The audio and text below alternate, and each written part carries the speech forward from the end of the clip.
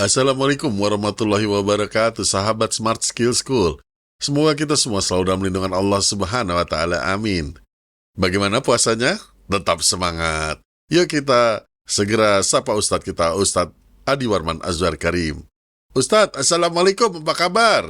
Waalaikumsalam warahmatullahi wabarakatuh. Sehat, berkah, bahagia. Amin ya Allah. Selamat Ramadan ya. Amin, Alhamdulillah Ustadz. Sahabat kita mau bertanya nih Ustadz. Beliau kemarin pergi ke sebuah hotel berbintang 5. Dan di depannya ada sebuah SUV mewah dengan harga yang mewah pula lah, sudah pasti. Nah, ketika sampai pintu pemeriksaan, mobilnya SUV mewah ini bisa lewat saja tanpa diperiksa oleh penjaga petugas keamanan. Gitu kan? Pak. Begitu mobil sahabat kita diberhentikan dan diperiksa, buka pintu, buka kaca, bahkan buka bagasi. Seperti taksi kayaknya. Nah, tentunya sahabat kita ini marah lah. Dalam hatinya, mentang-mentang orang kaya, nggak diperiksa begitu. Kami orang, dan seterusnya Ustaz. Apa nih saran Ustaz melihat hal seperti ini? Ya, yang namanya dunia kayak begitu. Gini, ada tiga hal. Ya, awalnya tuh ya, namanya dunia ya kayak begitu tuh, selalu ada perlakuan yang berbeda antara orang yang kaya dan orang yang miskin.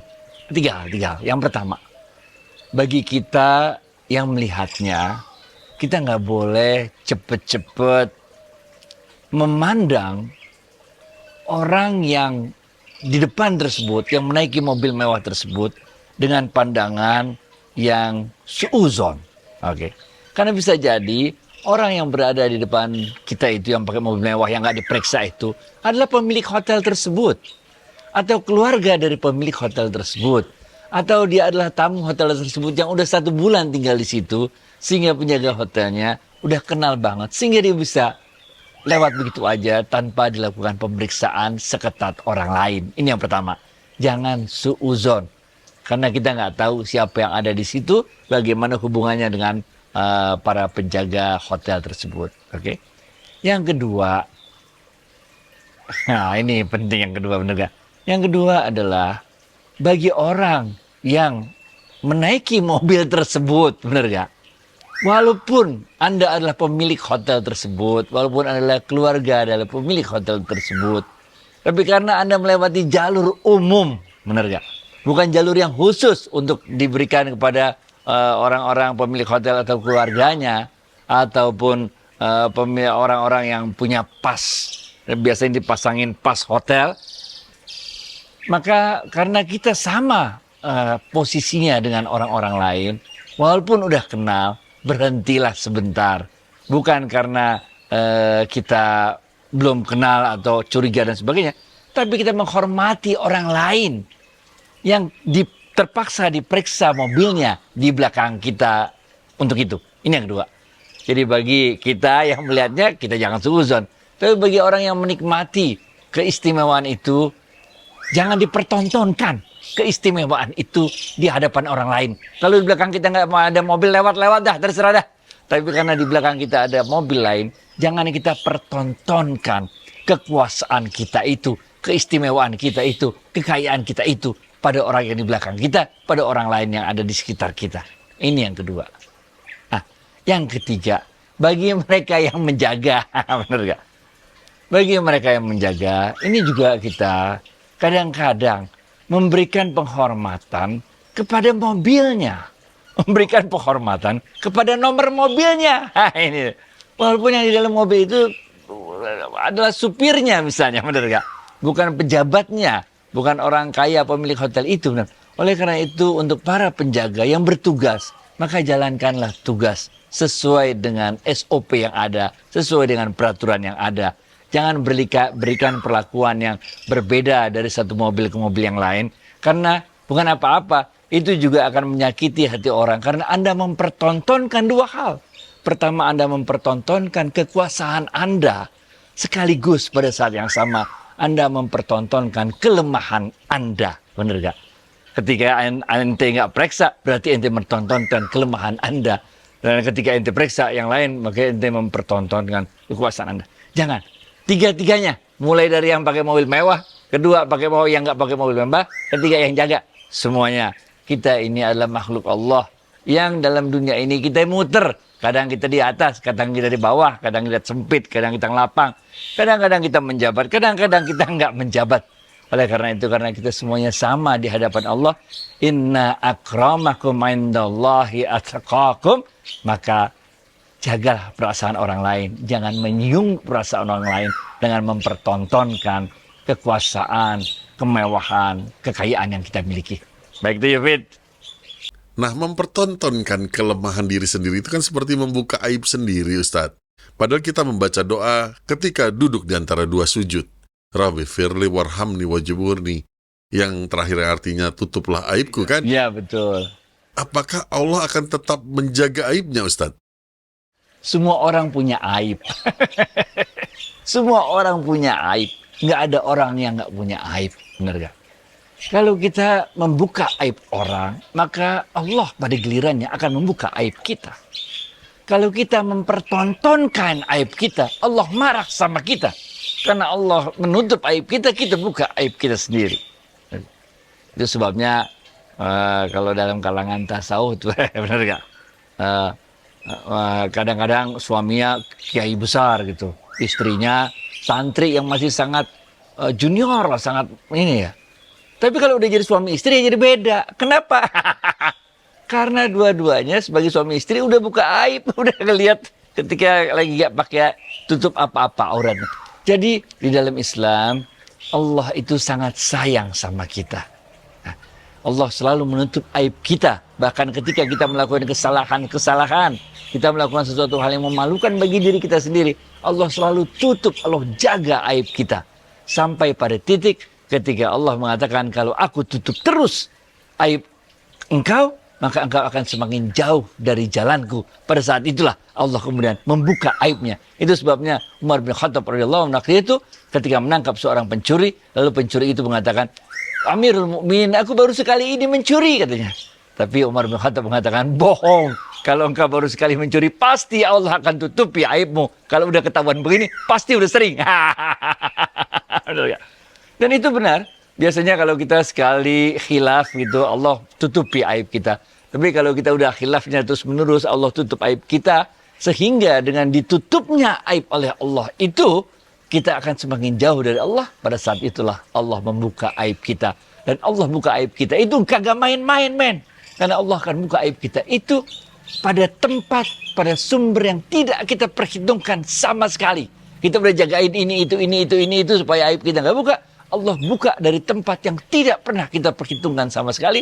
Dan ketika Allah buka sampai benar-benar kita dipaksa untuk berlutut oleh Allah, dipaksa untuk sujud oleh Allah, bertobat atas semua kesalahan-kesalahan kita. Kita menyesal.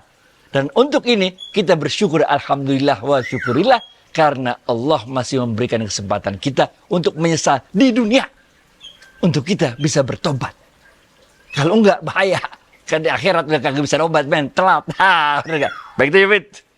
Nah, iya itu malah terbongkar dari gaya hidup anak istrinya yang riak kan, Ustadz? Segala macam. Kita nggak bisa ngomong spesifik, tapi itu bisa jadi salah satu contoh, bener gak? Begitu rapinya ditutup segala macam, tapi Allah punya caranya sendiri untuk membuka aib orang-orang yang selama ini telah ditutupi oleh Allah aibnya. Tapi ternyata kemurah hatian Allah, kebaikan Allah menutup aib orang tersebut disalahgunakan, malah menjauh dari Allah, sehingga akhirnya Allah buka aib orang tersebut. Ini sangat penting sekali bagi kita untuk urusan aib ini, jangan kita buka-buka. Di sisi lain, sangat penting juga bagi kita untuk tidak suuzon dengan orang. Lihat orang kaya sedikit, kita keki, benar ya? Lihat tetangga beli mobil baru, beli rumah baru, kita keki, bagaimana, benar ya? Membongkar-bongkar LHKPN orang, banding-bandingin, betul gak? Nah, jangan. Kita bukan malaikat. Kita punya hidup sendiri, kita punya skenario, jalan hidup sendiri. Kalau kita ngurusin orang terus, kita pening, benar gak? Memang ada hadis yang mengatakan siapa-siapa yang sibuk membantu urusan orang lain, maka Allah lah yang akan mengurusi urusannya. Nah, ini dalam hal kebaikan, benar gak? Bukan dalam hal tajassasu tuh.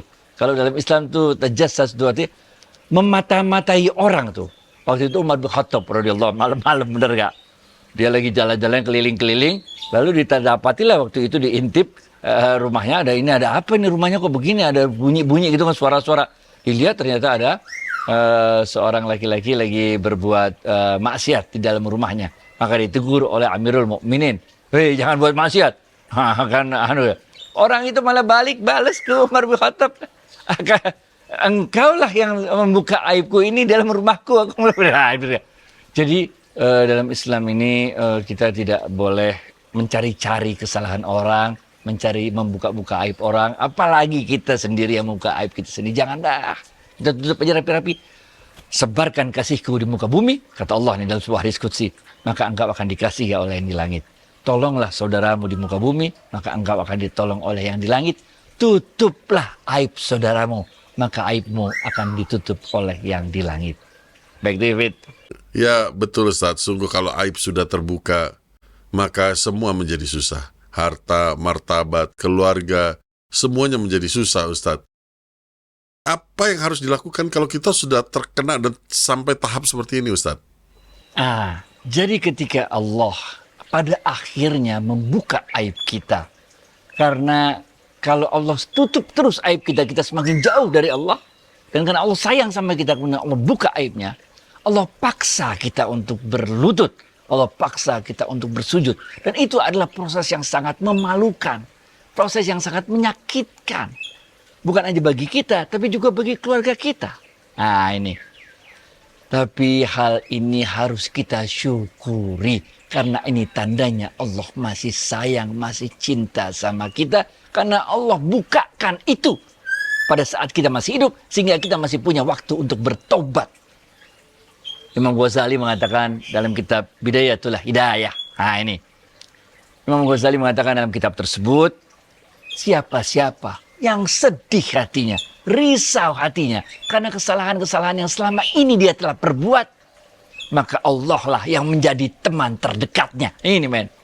Imam Ghazali kemudian mengutip sebuah hadis qudsi yang bunyinya, siapa-siapa yang risau, yang sedih hatinya, karena aku, kata Allah, maka aku akan selalu bersamanya. Ini. Memang ini adalah suatu proses yang menyakitkan, memalukan untuk seluruh keluarga, bahkan seluruh keluarga besar.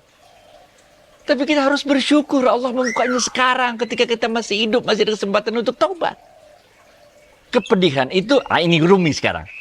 Jalaluddin Rumi mengatakan, kegetiranmu, kepedihanmu, kesedihanmu dalam menerima cobaan-cobaan di dunia ini akan menjadi obatmu pada saatnya kelak. Ini kemudian kalau yang dalam bahasa populernya sekarang, segala sesuatu akan indah pada waktunya. Ini nih maksudnya ini nih. Memang pedih, memang sakit, memang getir, memang malu, iya. Tapi ini akan menjadi obat bagi kita, kata Rumi, pada saatnya kelak. Karena kita kemudian menjadi bertobat kembali ke jalannya Allah. Imam Sufyan Ats-Tsauri mengatakan, ini. Imam Sufyan Ats-Tsauri mengatakan, ketika kelak di akhirat, kita ditunjukkan oleh Allah catatan amal kita selama hidup di dunia, maka manusia akan terkejut melihat buku catatan amalnya tersebut, karena pahala yang paling besar, ganjaran yang paling besar yang ada dalam buku catatan amalnya tersebut bukan berasal dari pahala sholatnya, bukan dari pahala puasanya, bukan dari pahala zakatnya, bukan dari pahala hajinya, tapi pahala yang paling besar yang ada dalam buku catatan tersebut adalah pahala karena kegetiran, kepedihan, kesedihan yang kita pernah alami ketika hidup di dunia. Ini men, udah gak apa-apa dah, alhamdulillah Allah buka aib kita dah. Memang pedih, memang sakit, emang malu, segala macam, iya. Tapi ini adalah cara Allah memberikan cinta kasihnya pada kita agar kita balik ke jalannya Allah. Ihdinas siratal mustaqim. Inilah sebetulnya yang kita selalu minta. Ya Allah biha, ya Allah biha, ya Allah bihusnil khatimah. Ya Allah biha, ya Allah biha, ya Allah bihusnil khatimah. Ini yang kita minta kepada Allah agar kita diberikan husnul khatimah, diberikan akhir yang baik. Kita bertobat sebelum menutup mata memenuhi panggilan ajal kita. Baik, David. Ya, ini mencari husnul khotimah ya Ustadz. Itu adalah rezeki yang paling tinggi dan kita harus cepat bertobat. Baik Ustadz, terima kasih atas waktu dan tausiahnya. Assalamualaikum warahmatullahi wabarakatuh. Waalaikumsalam warahmatullahi wabarakatuh.